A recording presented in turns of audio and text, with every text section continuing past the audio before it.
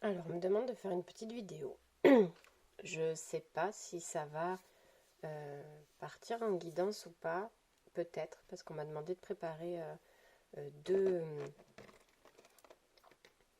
deux objets, entre guillemets, pour faire deux choix. Donc, on verra par la suite. Ce qui se passe depuis quelques jours, c'est que on est en plein dans un défi émotionnel.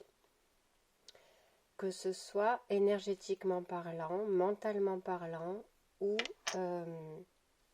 au niveau de la matière, au niveau de la 3D, ce qui se passe, euh, c'est un défi émotionnel. Dans ce défi émotionnel, qui est différent pour chacun, le but de ce défi est de comprendre que tout le monde a droit à sa place, tout le monde a droit à la lumière et qu'il en revient à chacun d'entre nous de se créer le paradis sur Terre. Donc, pour conscientiser ça et pour avoir la récupération de ce propre pouvoir-là, de manifester, de créer son paradis sur Terre, qui reste un prestige. Ça reste un prestige parce que même si tout le monde a la possibilité de créer, de manifester son paradis sur Terre, ça reste quand même quelque chose d'assez éloigné, d'assez inatteignable. Donc, c'est pas qu'ils veuillent que ce soit inatteignable pour nous, c'est que pour nous, ça nous paraît quelque chose d'inatteignable.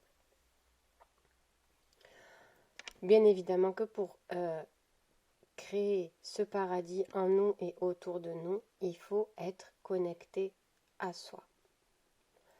Être connecté à soi, j'ai la lumière qui fait ça. Être connecté à soi, ça peut paraître évident comme réponse, ça peut paraître bateau, mais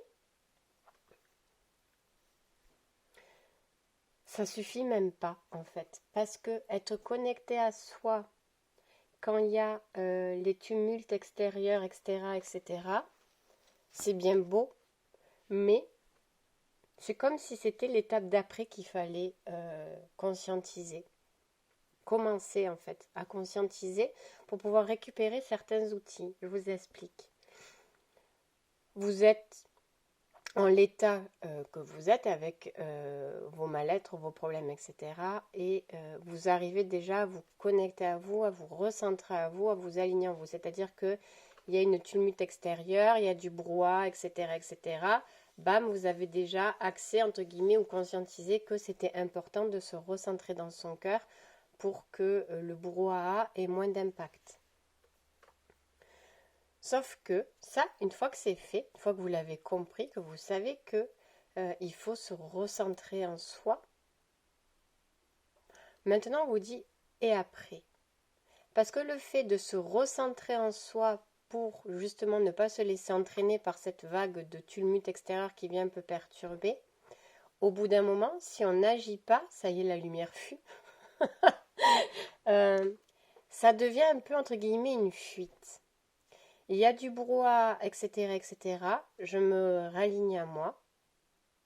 Mais on se rend bien compte maintenant que ça suffit plus.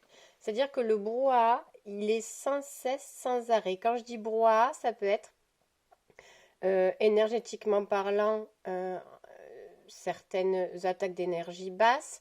Ça peut être dans la matière, peut-être que ça n'arrête pas de tomber, en fait, des problèmes relationnels, des problèmes administratifs, des problèmes financiers, etc., etc., des trucs qui te font ressortir des vieux dossiers, des personnes, enfin, voilà, tu vois, le truc, tu as l'impression que il y a tout qui est en train de te tomber dessus, tu sais pas pourquoi. Alors que tu pratiques déjà, entre guillemets, le centrage à toi, tu vois, tu es déjà quand même un peu ou si tu pratiques pas, c'est que tu fuis, entre guillemets, justement, et que c'est le moment. Justement, ce brouhaha, c'est bon, je verrai plus tard, je verrai demain, j'ai pas envie de m'en occuper maintenant, etc., etc.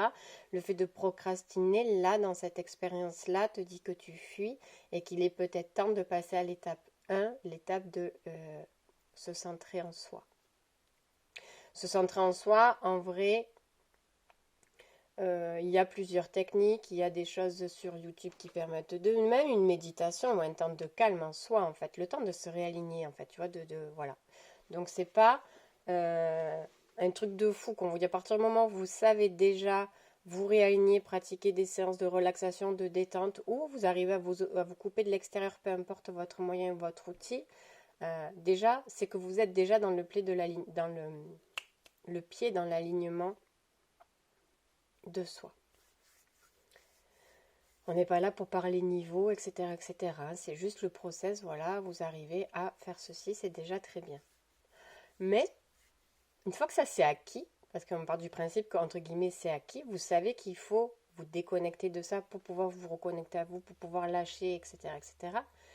La deuxième étape, là, qui est en train de se manifester, c'est, oui, mais une fois que tu es dedans, une fois que tu es ancré en toi, et que tu arrives déjà à lâcher les perturbations extérieures, qu'est-ce que tu en fais de cet état? C'est là le défi. Parce que tu peux pas te couper de tout le monde et rester connecté à toi. Tu peux pas, si, on pourrait. Pendant des heures et des jours, se couper de tout et rester aligné en soi, etc., etc.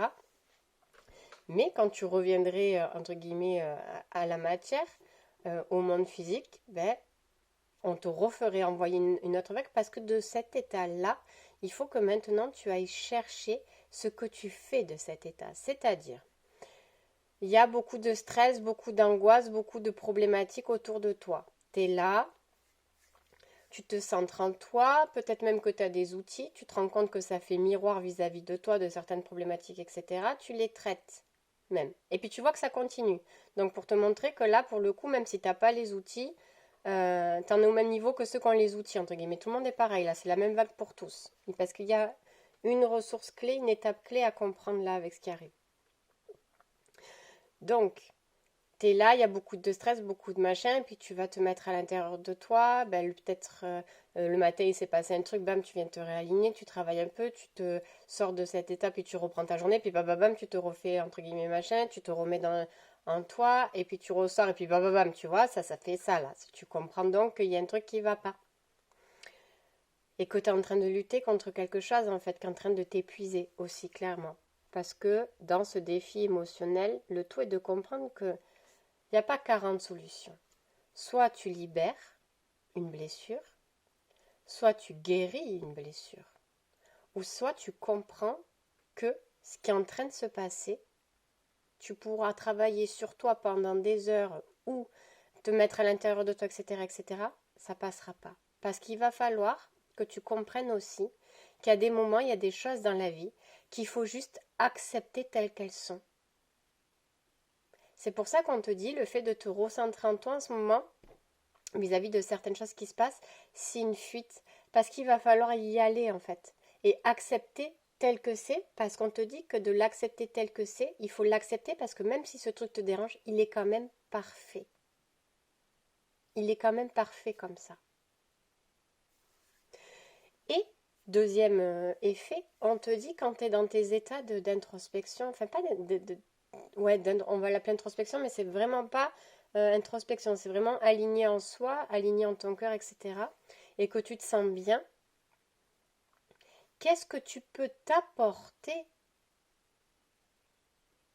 Qu'est-ce que tu peux comprendre? Qu'est-ce que tu peux recevoir en cet instant?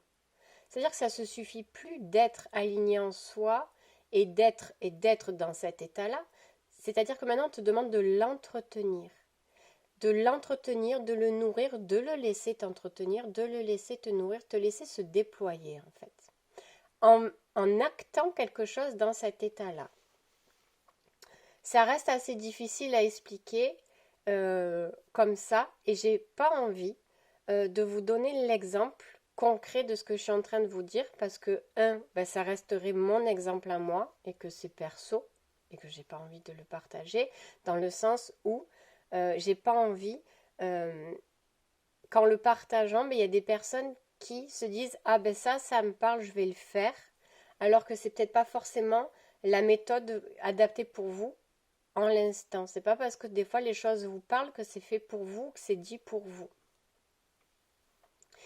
Et je veux pas biaiser non plus, c'est-à-dire qu'en disant l'exemple concret, ben, ça va vous envoyer vers un chemin qui n'est peut-être pas le vôtre. C'est-à-dire que le mental va dire, ah ben, euh, puisque ça a l'air de partir dans cette voie-là, ben, je vais aller voir aussi dans cette voie-là. Donc, c'est vraiment être aussi, on me dit, beaucoup à l'écoute, enfin, oui, à l'écoute de ses rêves. En ce moment, ils essayent justement de vous donner des outils, des ressources qui sont transmis dans vos rêves. Et il se peut même qu'il y ait des rêves pas très sympas qui se passent en ce moment, mais on vous donne une issue positive à ce rêve. En fait, on vous montre quelque chose. Euh, je dis une histoire, c'est pas le rêve qui m'est arrivé, mais c'est pour vous montrer. Imaginons que vous rêvez que vous êtes cambriolé et que malgré tout le chaos et tout ce que ça peut propager comme émotion, vous voyez peut-être que ben, le bijou de la grand-mère auquel vous teniez beaucoup, il est resté là, ou ils n'ont pas pris quelque chose auquel vous teniez beaucoup, les cambrioleurs dans votre rêve. Eh bien, vous voyez, dans tout ce qui s'est passé là, il y a quand même une ressource là qui est là et disponible pour vous.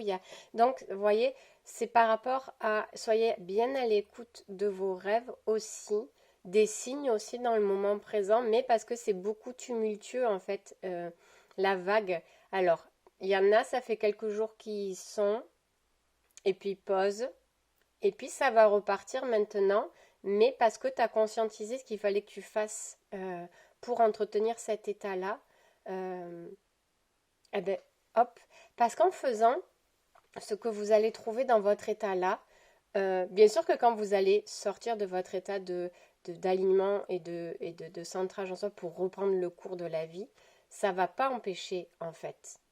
Mais ce que vous aurez trouvé comme outil et ressources à déployer en étant dans cet état-là aligné en vous, c'est comme si vous disiez, parce que vous allez émettre de nouvelles vibrations en ayant cet outil-là autour de vous. C'est grâce à ce que vous allez manifester à ce moment-là qu'il va se passer quelque chose autour de vous. C'est pas de la loi d'attraction du tout, mais ça reste un champ d'énergie qui devient de plus en plus lumineux. Voilà, bon, parce que je ne peux pas l'expliquer autrement. Donc, où ça va moins vous impacter, où il y a des problèmes qui vont s'éloigner, où ça va moins vibrer, résonner fort près de vous, le stress, la colère de quelqu'un, etc., etc. Donc, c'est vraiment ça qu'on vous dit,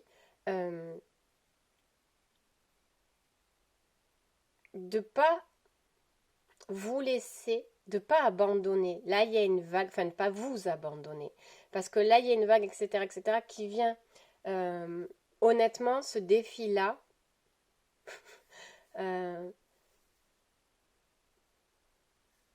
c'est un peu un défi d'ombre. Parce que ça rejoint le fait de rejeter soi, de rejeter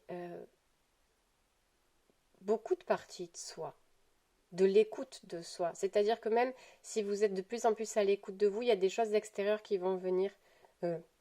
Par exemple, si vous aviez l'habitude de beaucoup faire pour les autres et de ne pas être à l'écoute de vos besoins et que vous commencez à comprendre que c'est important d'être à l'écoute de ses besoins, que ça ne doit plus passer au second plan, en fait, que c'est aussi important que les autres. Son propre besoin est aussi important que les autres. Et des fois, ça sera vous la priorité, parce que ça sera une urgence sur vous, puis des fois, ça sera les autres. Voilà, il faut comprendre, il faut équilibrer aussi. Mais peut-être qu'à partir du moment où vous lâchez un peu sur les autres et que vous vous occupez un peu plus de vous, ben vous allez voir les autres arriver, vous étouffer, entre guillemets. C'est justement pour vous faire comprendre de ne pas lâcher. C'est justement là. Parce que de là va naître après de la culpabilité. Oui, mais il avait besoin de moi, ou elle avait besoin de moi, ou j'avais prévu ça, etc., etc. Puis finalement, ben, j'ai envie de m'occuper de moi ou de faire autre chose, etc., etc. Est-ce que je suis une mauvaise personne parce que j'annule? Est-ce que je suis une mauvaise personne parce que je repousse? Est-ce que je suis une mauvaise personne parce que j'ai envie de faire ça pour moi, mais que je sais que pour eux, ça va pas faire? Est-ce que je suis une mauvaise personne? Voilà. Donc, ça vient réveiller de la culpabilité. De la culpabilité, de la peur du jugement, le regard des autres, etc., etc. Donc, ça vient réveiller toutes ces parts d'ombre en soi, en fait. Des parts d'ombre qui se sont créées parce que on s'est rejeté parce que, etc., etc. De façon consciente ou inconsciente. Donc voilà pour le défi énergétique là. C'est important d'aller vous chercher, d'aller voir ce que vous pouvez apporter, vraiment, je répète, dans cet état quand vous êtes aligné en vous. De ne pas rester genre assis, mettons le cas peut-être que vous avez l'habitude de vous asseoir sur le canapé en tailleur allongé, assis par terre, près d'un arbre, je ne sais pas, et d'aller vous rassembler, de vraiment être en vous. Comprenez maintenant que vous pouvez aussi manifester en étant en vous. Que ça reste pas qu'un état second, ou que ça reste pas qu'un état qu'on demande et qu'on va se chercher quand ça va mal. En fait, ils vous disent qu'il est temps d'aller manifester en étant en vous, pleinement incarné dans le moment présent, et que vous pouvez aussi manifester. C'est pas une pause, je suis dans le moment présent et hop, je reprends le cours de la vie. C'est je suis dans le moment présent, je me recentre, je m'aligne à moi et je peux aussi manifester des choses dans cet état de présence à soi. Ça reste pas quelque chose de flou, de je rêve pas quoi. Tu peux manifester aussi en étant dans cet état de présence à soi. Va pas te déconnecter de l'état de présence à soi pour manifester. Ça y est, genre, là, tu as pris 15-20 minutes pour bien te recentrer en toi, etc., etc. Et après, si tu te réveilles, bon, allez, je vais faire les courses, le ménage, machin, bah, tu sors de cet état. Tu peux faire tes courses, ton ménage et ce que tu as à faire en étant dans cet état. Ça, c'est manifester dans la matière sur des choses de matière. Là, on te dit vraiment d'aller chercher une ressource à toi, une ressource énergétique à toi, une ressource spirituelle à toi qui te permet, parce que il y a quelque chose à réceptionner dans cet état-là. Quand tu es présent à toi, forcément, tu es présent à la vie, aux énergies de la vie, aux présences de lumière, etc., etc. Et du coup, c'est comme si, parce que tu vas te connecter à ça, en étant pleinement à toi, tu vas comprendre que tu as quelque chose à recevoir, un cadeau, une surprise à recevoir vis-à-vis de cet état-là pour te permettre après de continuer à le manifester, le créer. Je sais que peut-être que pour certains, ça va rester un peu flou comme explication. Je ne peux pas vous en donner d'autres plus concrètes. C'est un chemin à aller faire après aussi. Et je ne veux pas biaiser le chemin. Et ceux pour qui ça parle, je pense que tout a été clair et ils iront regarder du coup. Du moins tenter d'essayer de regarder ce que ça peut apporter. Et puis pour les autres, si ça ne vous parle pas, laissez tomber. Voilà, donc je pense pas qu'il y ait de guidance sur ça pour le moment, en tout cas pas maintenant, peut-être une plus tard dans la journée ou dans la semaine, j'en sais rien. On verra bien où ça nous mène. Je vous souhaite une bonne journée.